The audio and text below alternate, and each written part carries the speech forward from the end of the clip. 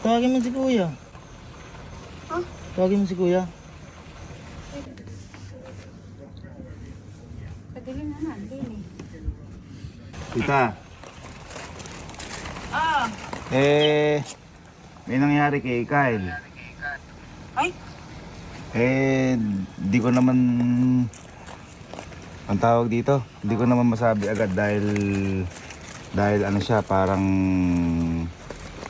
naiyak din kasi si Kyle. kawan ba? Nahihiya magsabi sa'yo eh.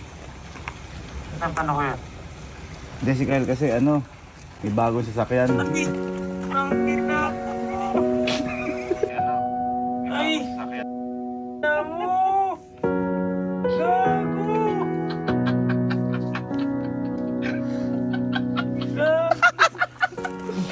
Naiiyak, hindi makapagsabi eh. Oh.